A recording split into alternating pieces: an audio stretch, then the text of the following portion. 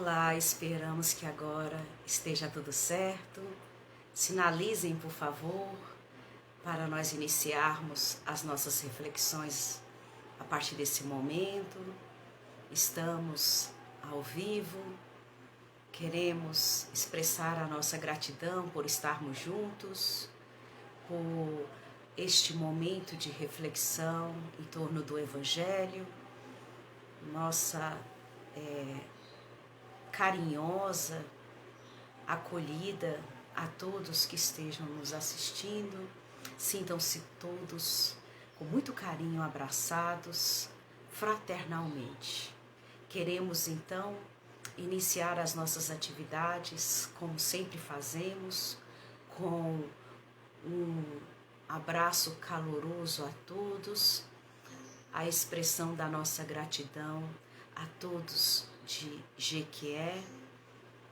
E hoje nós fomos convidados para falar do início de um capítulo, o 21 de O Evangelho segundo o Espiritismo.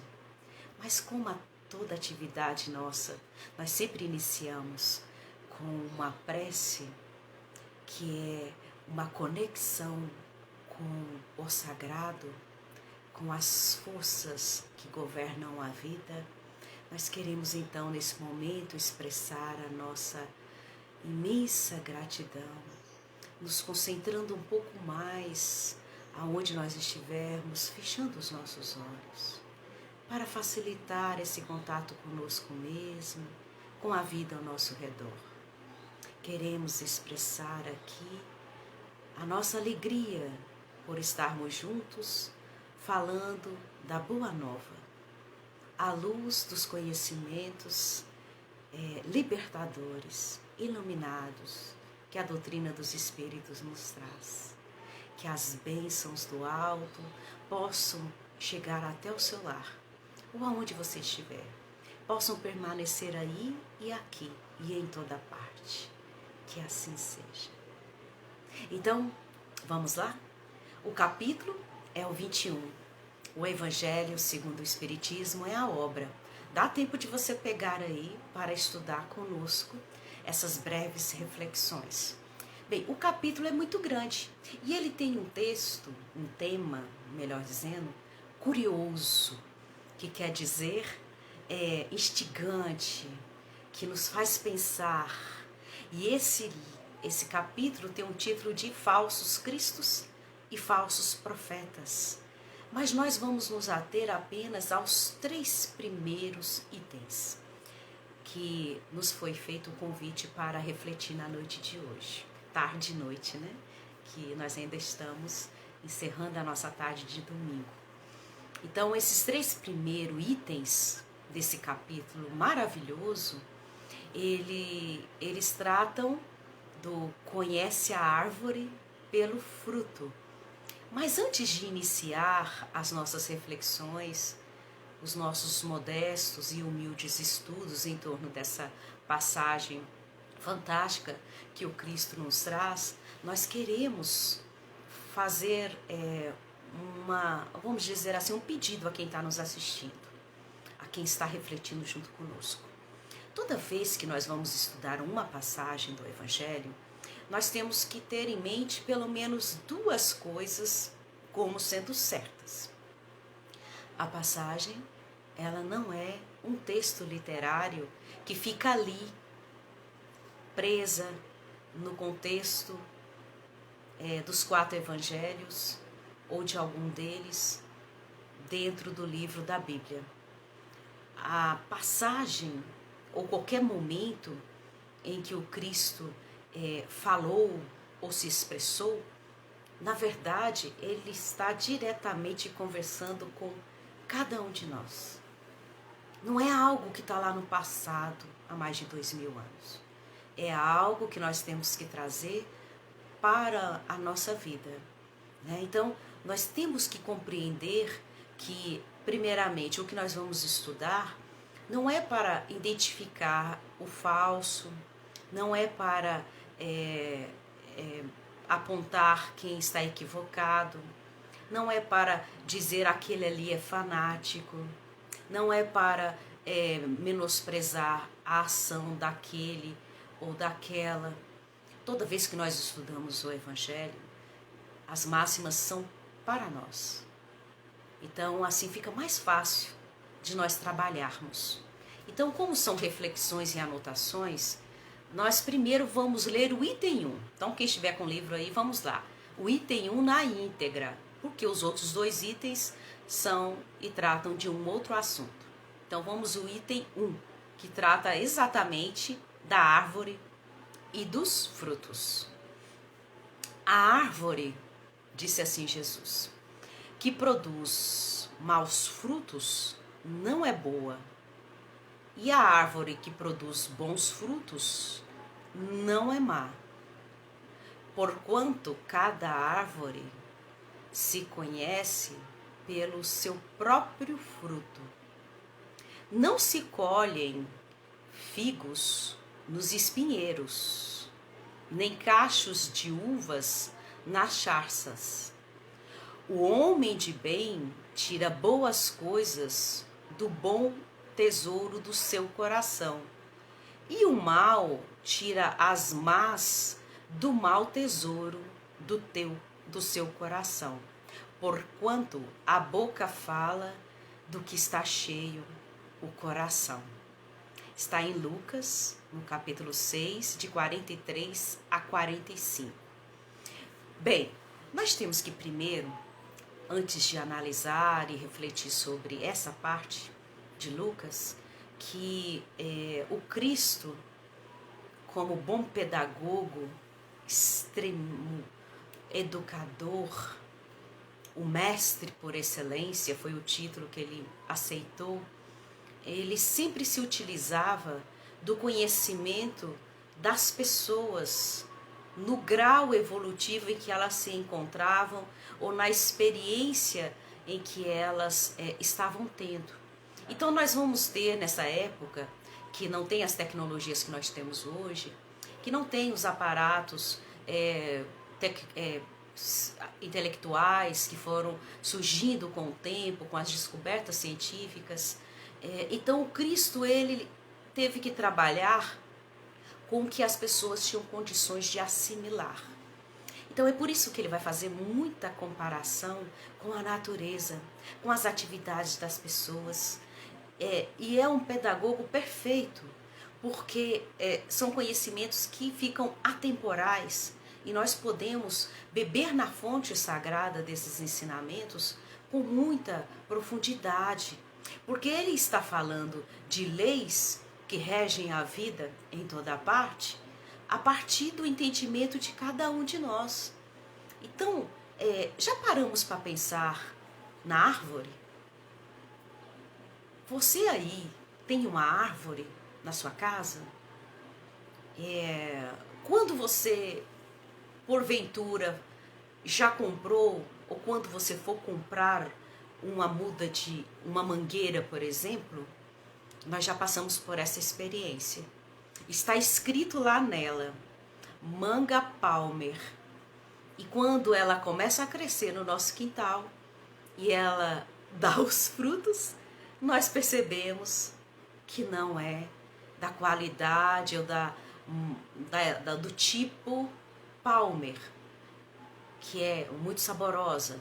Ou então quando alguém nos dá a muda de uma árvore e fala que por exemplo, de uma laranja Bahia, que por sinal, né, é deliciosa, e ela tem as suas características, e quando dá o fruto, surpresa, não é a laranja Bahia, é um outro fruto, outra laranja.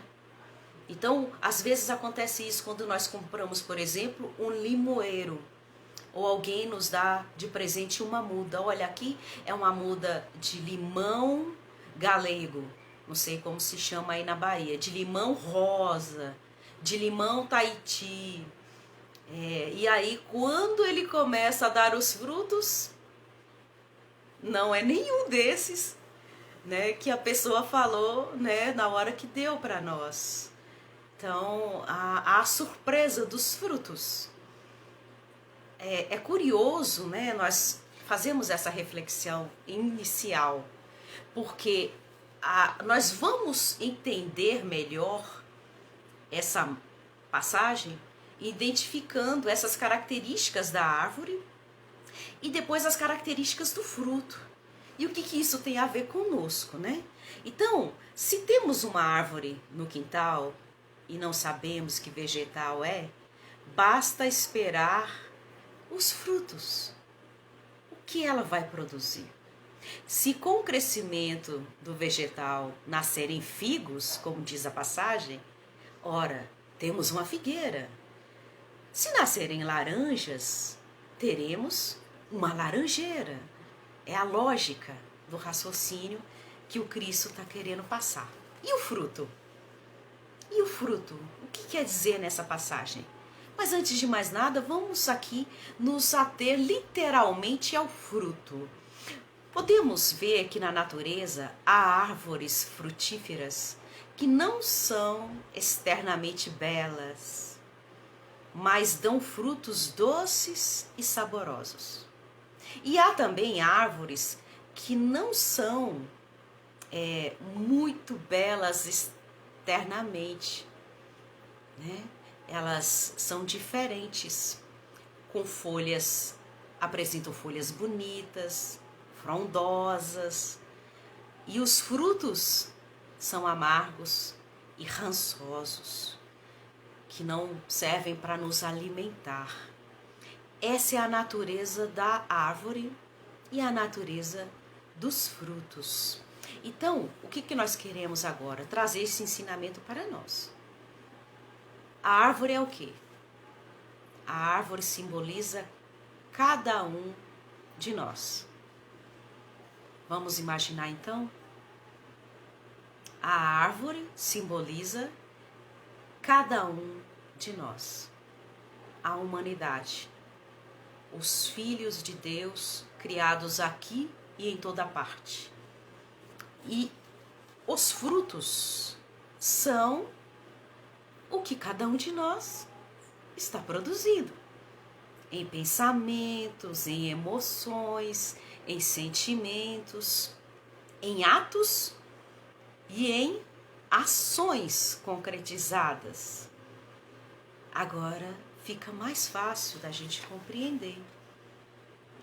Quando o Cristo fala que a árvore ela não é boa e nem é má, porque está falando da nossa essência imortal. A nossa essência imortal traz os germes do amor e todos os germes que vão nos favorecer a atingir a plenitude do ser. Mas que cabe a nós despertá-los, porque estão latentes dentro de nós, como se nós fôssemos uma grande crisálida cheia de sementes, as sementes faltando eclodir dentro de nós, que seriam esses frutos, para a gente compreender de forma mais dinâmica. Isso leva muito tempo. Nesse momento da nossa evolução, nós estamos, vamos dizer assim, quem usa muito essa denominação é a veneranda Joana de Ângeles, o espírito mentor que acompanha Divaldo Pereira Franco, o grande médium da Bahia e de todo o mundo. E ela vai dizer que nós estamos mais próximos do ponto de partida do que do ponto de chegada dessa evolução do ser. Então ainda estamos com frutos, ora bons, ora doces, ora saudáveis, né? Vistosos, né? Coloridos, mas em outros momentos nem tanto assim, vamos dizer dessa forma. Então vamos avançar mais um pouco. Assim como as árvores, também nós temos uma natureza íntima, que fala de nós através daquilo que nós produzimos, daquilo que as pessoas veem de nós, que são exatamente essa parte que nós colocamos para fora, né? As nossas emoções, as nossas ações, as nossas reações, as nossas produtividades, aquilo que nós já somos capazes de fazer, de manipular ou de não conseguir ainda dominar a matéria. Então tudo isso que nós colocamos para fora da grande árvore da vida que está em nós são os frutos que nós estamos produzindo. Tem pessoas, pela bagagem que já traz, né, já tem na sua estrutura espiritual, o seu tronco, vamos dizer assim, da árvore espiritual, envergaduras muito melhores do que a nossa. E nós estamos num patamar em que nós também vamos ver pessoas que ainda são muito frágeis, que ainda trazem o tronco muito pequeno, fino, né? Não afinado ainda nessas questões de começar a produzir em larga escala, na madureza da árvore, né? Do vegetal, já que a gente está trazendo essa simbologia do Cristo. Então isso é muito importante. Então o que vai revelar a nossa intimidade para o outro? Esse talvez seja o ponto central dessa máxima. E a construção para compreender as outras duas. É o que nós, de fato, fazemos. Então não importa o que nós falamos, ou discursamos, ou pensamos, ou porque estamos nesse ambiente religioso e outros não estão em outros lugares. Essas instâncias não têm grande importância nesse contexto dessa máxima. O que vai dizer de nós não é aquilo que nós falamos, mas aquilo que nós fazemos. E aí a simbologia do fruto, aquilo que vai para fora de nós. É óbvio que o pensamento é uma elaboração, mas nós vamos ver que no estágio evolutivo em que nós nos encontramos, a nossa ação muitas vezes está bem distante, muito distante da nossa fala. A nossa fala costuma ser muito elaborada, costuma ser muito sábia, né? Daí dizer que o melhor educador é aquele que dá o exemplo. O exemplo. Porque no campo das palavras, todos nós geralmente nos saímos muito bem, né? Então, hoje se fala muito no campo da educação dos filhos, e os psicólogos, os analistas do comportamento humano sempre vão pontuar em cima disso. Eles não vão fazer o que vocês estão dizendo. Eles vão fazer conforme vocês estão fazendo. Porque é o que vocês demonstram para eles, os filhos. E por tabela nós vamos compreender como que as pessoas nos veem. Pelo que nós fazemos. Como nós executamos as nossas atividades diárias. Em casa, no trabalho, na escola, no centro espírita, no templo religioso, né? Na via pública. Nossa, a via pública é uma manifestação inconteste da nossa realidade espiritual. Porque nós expressamos o instantâneo, né? Nós expressamos aquele impulso que nós ainda trazemos na nossa intimidade, que se chama as questões instintivas. Isso está muito bem colocado em um outro capítulo de O Evangelho segundo o Espiritismo, que trata da nossa realidade evolutiva. Uma mensagem de Lázaro que nós gostamos muito, que vai dizer que no nosso ponto de partida, nas nossas primeiras experiências, vamos dizer assim, a árvore está bem pequenininha, nós vamos expressar instintos. Aí nossa árvore espiritual vai crescer um pouquinho mais, nós vamos experienciar várias existências, vários processos reencarnatórios, com pessoas diferentes, em lugares diferentes, e aí a nossa árvore espiritual cresce mais um pouquinho, nós temos sensações. A maioria da humanidade agora está expressando sensações e acha que ama ou acha que não ama. E Lázaro vai colocar que depois, mais purificado, ele vai expressar sentimentos. E quando estiver na pureza total do ser, e o exemplo máximo que nós temos disso é Jesus, o Cristo planetário, nosso governador espiritual da Terra, aquele que nos tutela enquanto humanidade, a referência de quem já passou por esses processos todos e que, quando esteve entre nós, expressou a realidade plena do amor, a realidade plena da carta viva das leis que regem o cosmos, que regem toda a existência que nós percebemos e a que não percebemos. Daí dizer que ele é aquele que rendeu o fruto na totalidade do ser, a nossa expressividade máxima de produtividade, porque ele falou e exemplificou e mostrou. Então é essa a nossa referência.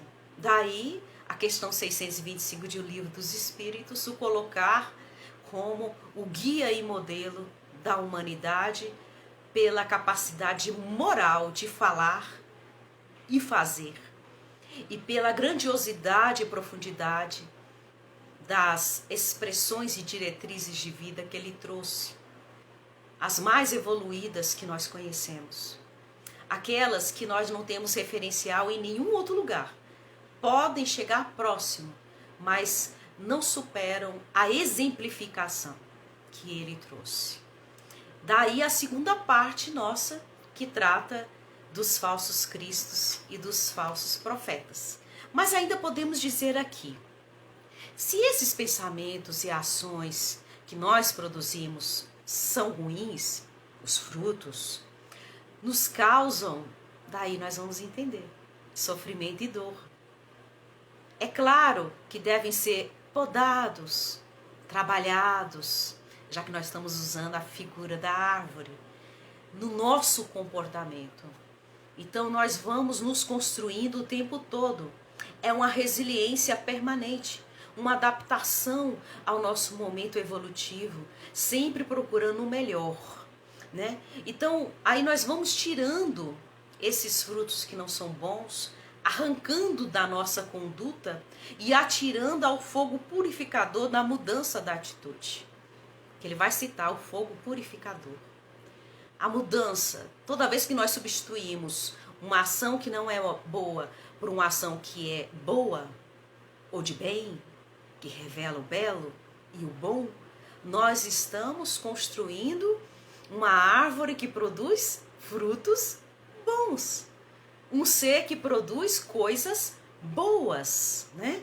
Se são frutos ou pensamentos e ações positivos, proporcionadores do nosso crescimento e da nossa felicidade, sabemos que são pensamento e ações conectados com a natureza das coisas e as forças do bem, do belo e do bom, como acabamos de colocar, que devem ser nutridas o tempo todo, repetidas e executadas sempre por cada um de nós, onde nós estivermos.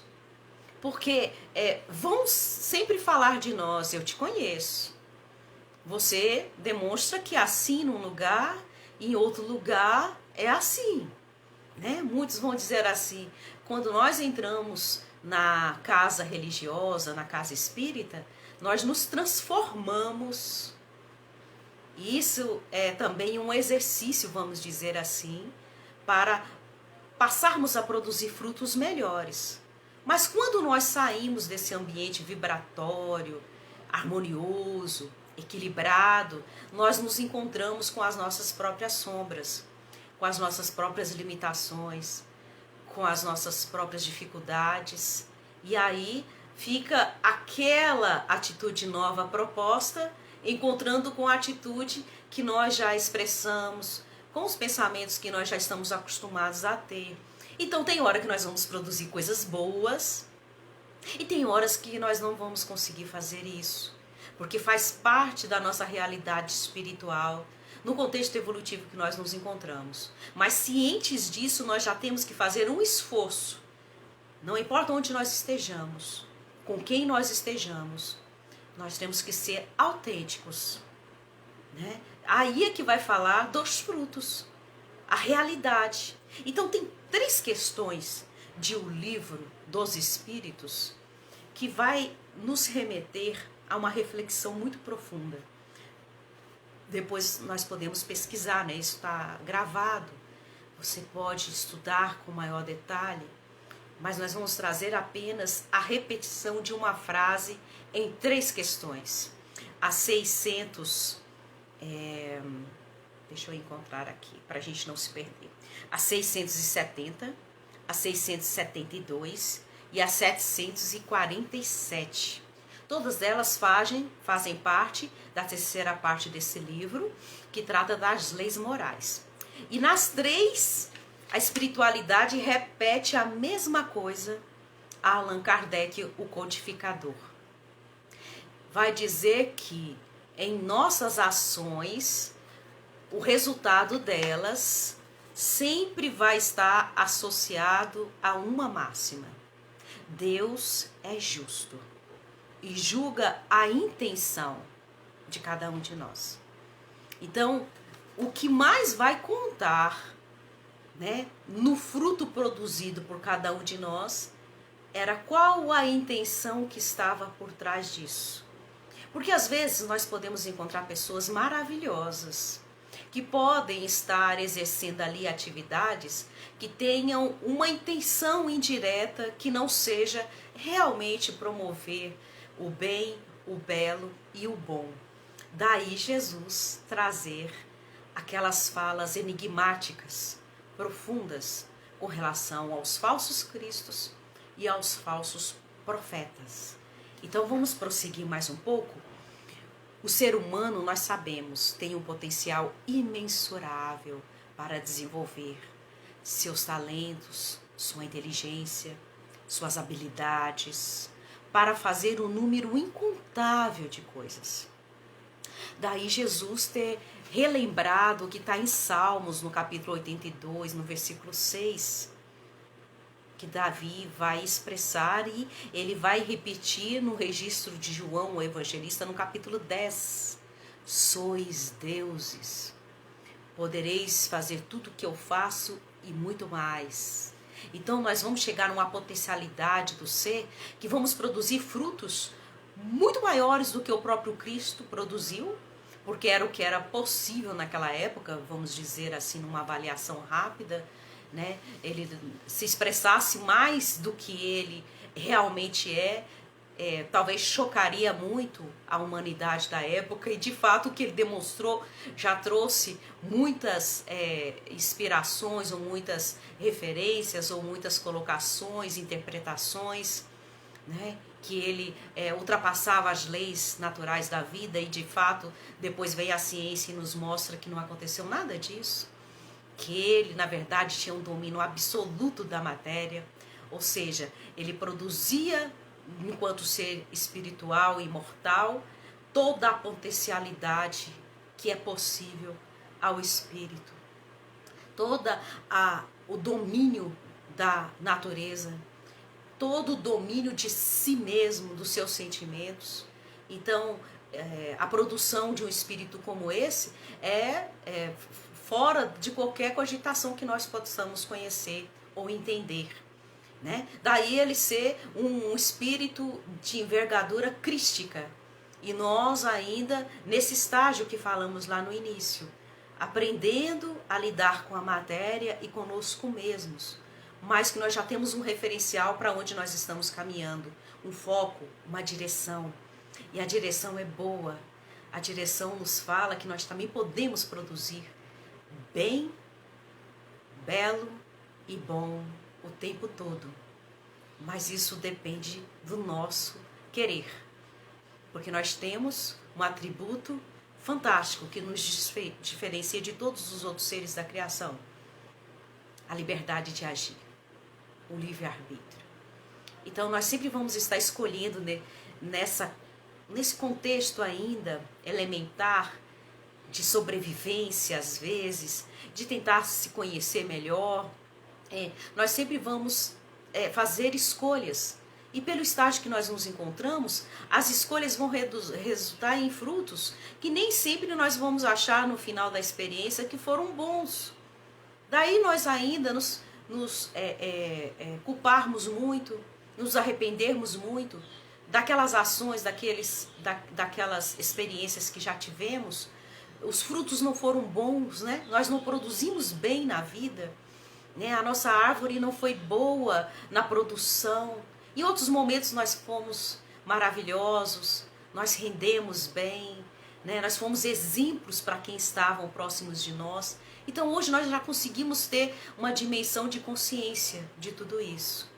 E é nesse ponto que o Evangelho alarga a nossa percepção e nos mostra a imortalidade construída passo a passo em cada experiência por cada um de nós, né? Então, todos nós que aspiramos ser melhores pessoas nesta existência, precisamos desenvolver em nosso interior o bom tesouro, que é o final da frase, da máxima do Cristo, que produz o bem em toda parte e o tempo todo, eliminando o mau tesouro que produz o mal provisório. O que está no final da fala de Lucas? A boca fala do que está cheio o coração. É o que a árvore produz para fora, o que cada um de nós coloca para fora de nós. Primeiro, o pensamento expresso em palavras e depois em ações, são os frutos, né? Então, agora talvez nós conseguimos entender melhor os dois outros itens, o 2 e o 3, que tratam dos falsos cristos e dos falsos profetas. Então vamos lá. Estão em 2 evangelhos, Mateus e Marcos. Vamos ler na íntegra.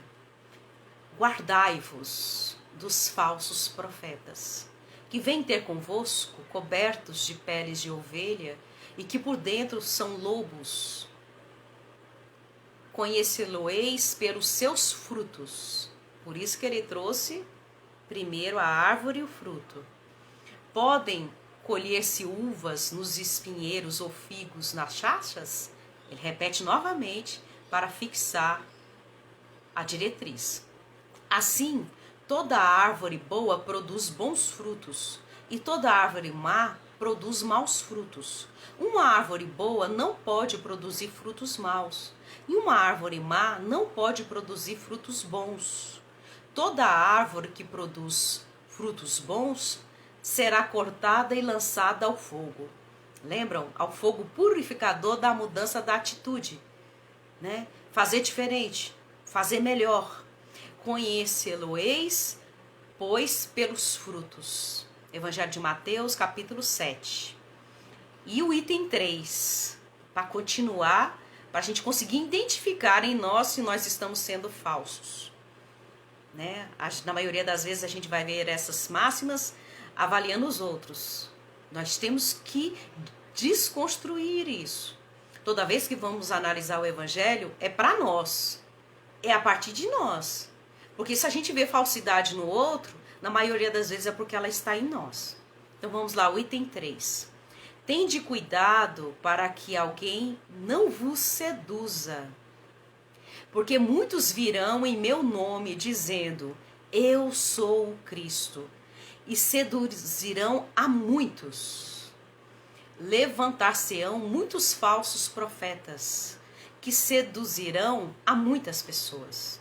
E porque abundará a iniquidade, a caridade de muitos esfriará. Mas aquele que perseverar até o fim, se salvará.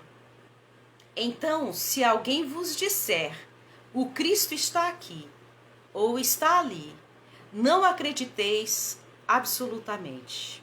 Porquanto falsos cristos e falsos profetas se levantarão e farão grandes prodígios e coisas de espantar, ao ponto de seduzirem, se fosse possível, os próprios escolhidos.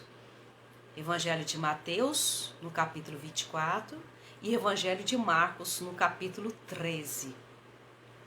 Forte, né? Mas quando nós trabalhamos a árvore e os frutos, nós começamos a perceber algo que é interessante. Como é que nós vamos saber se aquele que fala está falando em nome do bem, do belo e do bom, que é o nosso referencial de evangelho, que é o nosso referencial de que a pessoa está demonstrando conhecer a vida, as diretrizes cósmicas, pelo que ela faz, não pelo que ela fala ou que ela professa. Aqui já é um desdobramento. Então, se você já ouviu falar que apareceu alguém dizendo que é o Cristo aqui ou acolá, como o próprio texto está dizendo, há na história alguém que foi como o Cristo, além do próprio Cristo? Não temos o registro. Domínio total da matéria, expressividade de amorosidade sem igual, incondicional.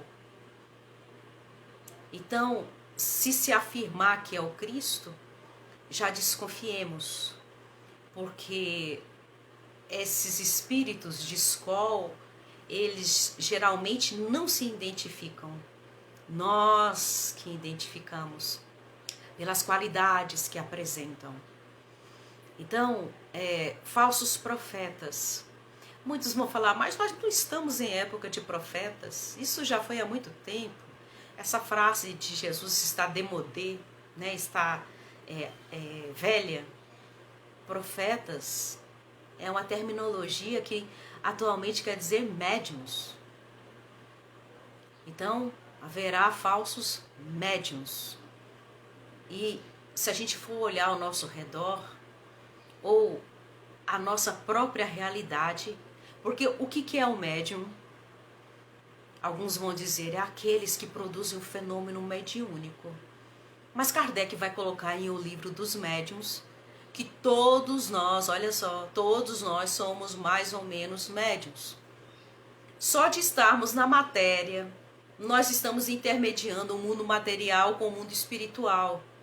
Só para você ter uma ideia, nós dormimos 1/3 da nossa vida. Na verdade, o que dorme é o nosso corpo. Nós estamos em interação com esse mundo espiritual do qual nós viemos e para onde nós vamos voltar. E vamos voltar para o plano material nesse ciclo da vida. Até nós conseguimos produzir só frutos bons. Até nós sermos úteis na criação, como um espírito que nós conhecemos como referência Jesus, governador planetário, que co-cria com Deus o bem, o belo e o bom, para uma humanidade inteira sobre a sua tutela. Então, a produção de um espírito como esse está muito distante ainda, é verdade, do que nós somos capazes de fazer.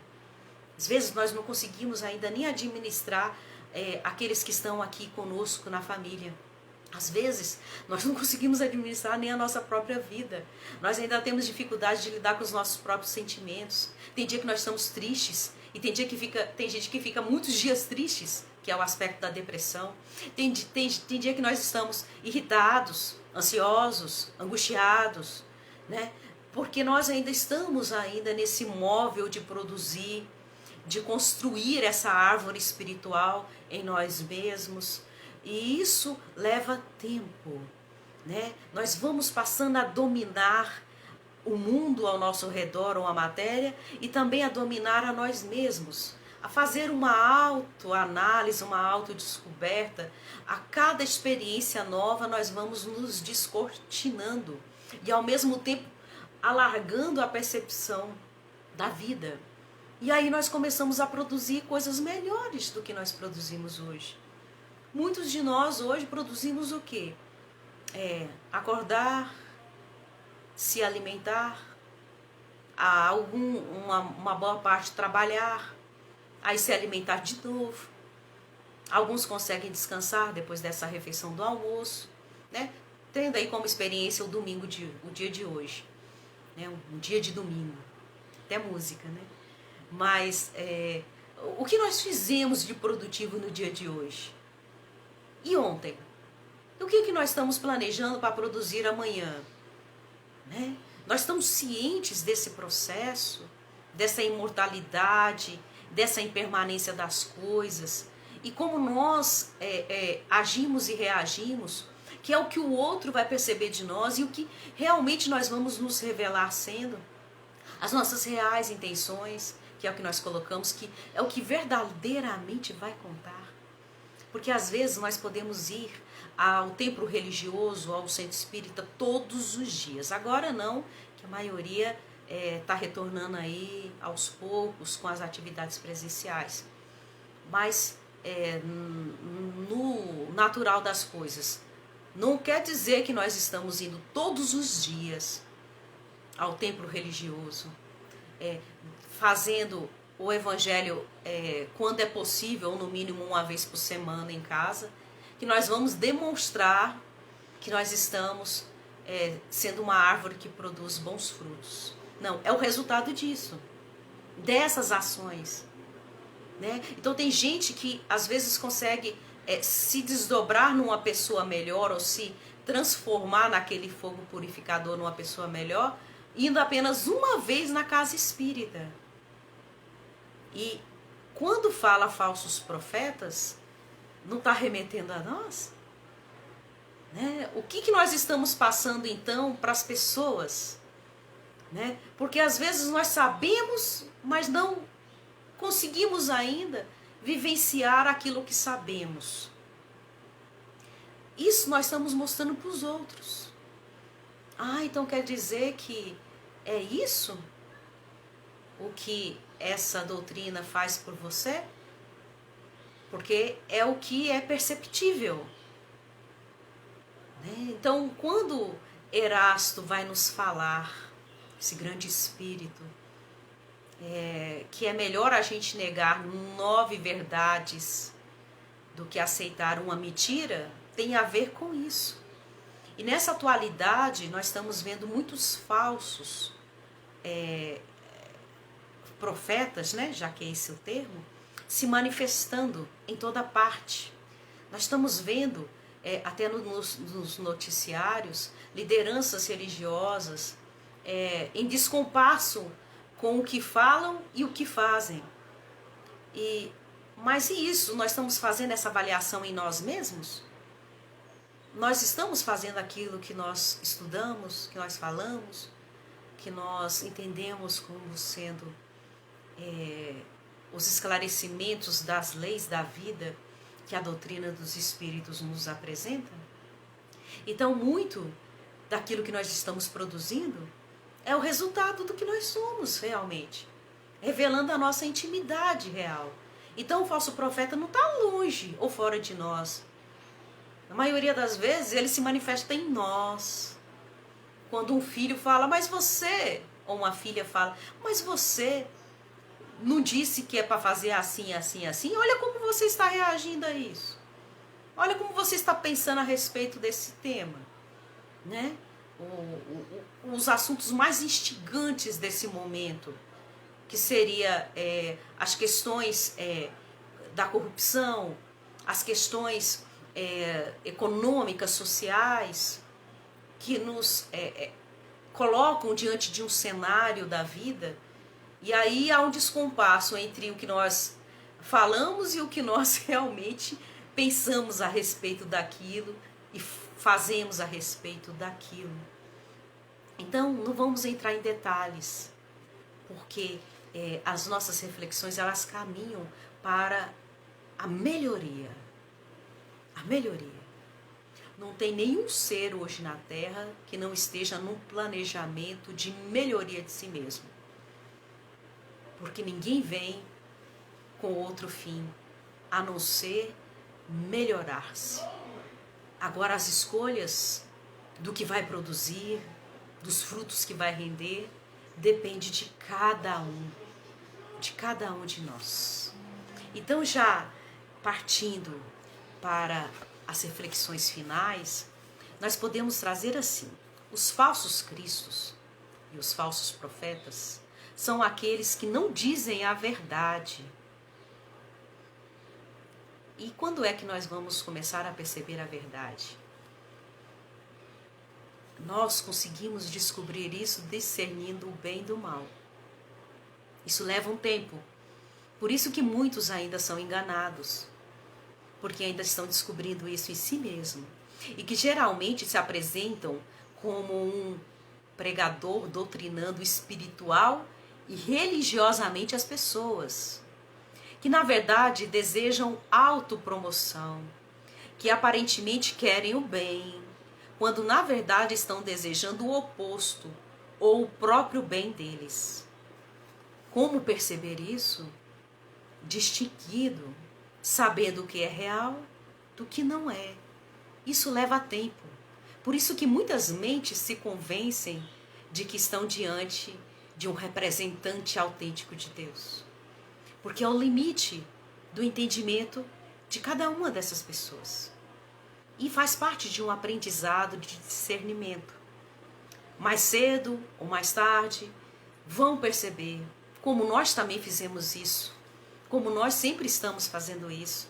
Quando nós descobrimos, por exemplo, que no nosso meio existe alguém, nós achamos que está psicografando, que está trazendo mensagens edificantes, mas se a gente for levar em consideração todas aquelas diretrizes que o codificador Allan Kardec vai colocar em um livro dos médiuns, analisando frase por frase da mensagem trazida por esse ou aquele médium, nós vamos perceber que o pensamento está desconexo com quem assinou aquela mensagem. E daí nós vemos uma avalanche de mensagens assinadas por espíritos que nós conhecemos muito bem, e quando nós vamos ver o conteúdo, nós falamos assim: não expressa a forma desse ou daquele espírito. Está muito diferente. A mesma coisa com o Cristo. Como é que nós vamos identificar o Cristo? Ora, nas mesmas características que o Cristo se apresenta. Se ninguém se apresentar com aquelas características, pode ser qualquer coisa. Qualquer ser num estágio evolutivo, menos o Cristo, que nós conhecemos há muito tempo, com aquelas características, com aquela forma de domínio completo da matéria. Então, esses são os nossos referenciais.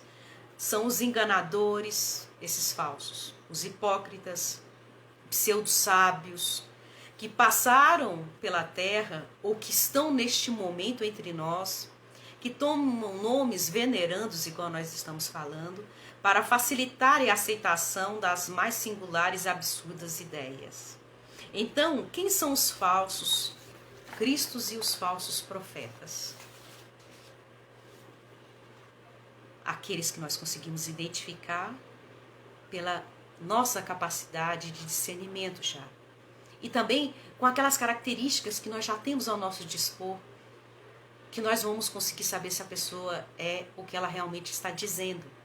São assim caracterizados os homens que, possuindo certos conhecimentos, abusam do seu saber, em proveito das suas ambições, de seus interesses e do seu anseio de dominação, aproveitando-se da boa-fé de certas pessoas que acreditam serem eles missionários divinos. Não tem muitos momentos que nós achamos que nós somos missionários divinos? Que a casa espírita precisa de nós? Que nós não podemos deixar de ir lá? Esse tipo de raciocínio nos remete a uma profunda reflexão. Porque não é o espiritismo que precisa de nós, ou qualquer outra religião que precisa de nós. Nós é que precisamos. Nós é que estamos na fase de autoeducação, de autoiluminação, e que o referencial para nós é esse. Não que a casa ou a causa precise de nós. Quando nós passarmos dessa experiência, despedirmos desse mundo material, tudo vai ficar aí, vai prosseguir a sua jornada. E nós vamos nos encontrar com os frutos que produzimos, da grande árvore imortal espiritual que há em nós. Ainda produzindo frutos bons, ou melhor, ainda produzindo frutos não tão bons, e começando a produzir alguns frutos bons. Vai chegar o tempo que nós só vamos produzir frutos bons. E que beleza! Então, quem esteja efetivamente a serviço de elevada missão, quem seja mesmo o enviado de Deus, não será pelas palavras que convencerá, e sim pelos frutos que produzir. E isto impor-se-á pela excelência das virtudes que exemplifica, pelos atos de altruísmo que já é capaz de produzir. Reconhece-se a pessoa de bem pelas suas obras, pela maneira como age e reage às situações, aos acontecimentos, às pessoas, mantendo-se sempre equilibrados, serenos, dominantes da situação, confiantes em Deus, em si mesmos e nos outros. E aí nós podemos então dizer, nem pelo tamanho, nem pela configuração ou formato, nem pelas ramagens, nem pela imponência da copa ou pela sua pequenez, nem pelos rebentos verdes ou maduros, nem pelas pontas ressequidas ou viçosas, nem pelo aspecto brilhante ou opaco, nem pela apresentação desagradável ou agradável, nem pela antiguidade do tronco, nem pela fragilidade das folhas, nem pela casca rústica ou delicada, nem pelas flores perfumadas ou sem perfume, nem pelo aroma atraente, nem pelo odor repulsivo. Árvore alguma será conhecida ou amada pelas aparências exteriores, mas sim pelos frutos, pela produção que for capaz de fazer. Assim também é cada um de nós na sua jornada. Ninguém que se consagre realmente à verdade dará testemunho de nós pelo que parecemos, pela superficialidade da nossa vida, pela epiderme de nossas atitudes ou expressões individuais, percebidas ou apreciadas de passagem, mas sim pela importância da nossa colaboração no progresso comum, pela serenidade do nosso concurso no bem geral. Que frutos você tem produzido atualmente em seu viver? Essa reflexão calou fundo no meu coração. O que eu tenho produzido? E o que significa produzir frutos? Significa criar alimentos para os outros. Significa deixar um legado moral pelos caminhos que passar na família, no trabalho, na sociedade, nos meios educacionais, no trânsito. Significa construir uma obra que o tempo não consome. Dividir nosso conhecimento com os outros é também frutificar. E assim descobrimos o grande desafio da vida, que não usamos a vida apenas para nos alimentar, para a nossa simples sobrevivência no dia a dia, mas que somos capazes de alimentar os outros, aplicando nisso as nossas energias, a nossa capacidade de produzir, de fazer o bem, o belo e o bom. Essa é a vida da boa árvore, a vida das ações. Produzamos bons frutos, deixemos um legado de amor ao mundo. Pelos frutos os conhecereis, disse Jesus. Pelas nossas ações seremos conhecidos, repetimos de nossa parte. Que tenhamos bons frutos sempre.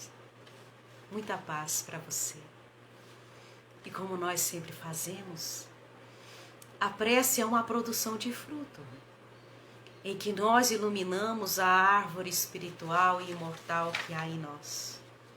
E nos colocamos em conexão com a vida e emitimos energias de bem. Focalizamos imagens belas e conseguimos realizar o bom. Então, nessas breves palavras finais, nos lembremos disso.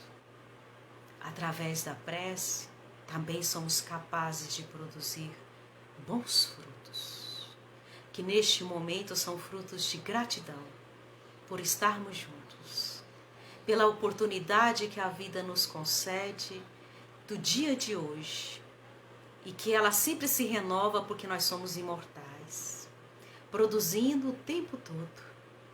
A árvore é única, a produção vai depender de como nós lidamos com a vida. Que possamos ser aqueles capazes de iluminar o mundo com bons frutos o tempo todo. Muita paz a todos. Fiquem em paz sempre. Que assim seja.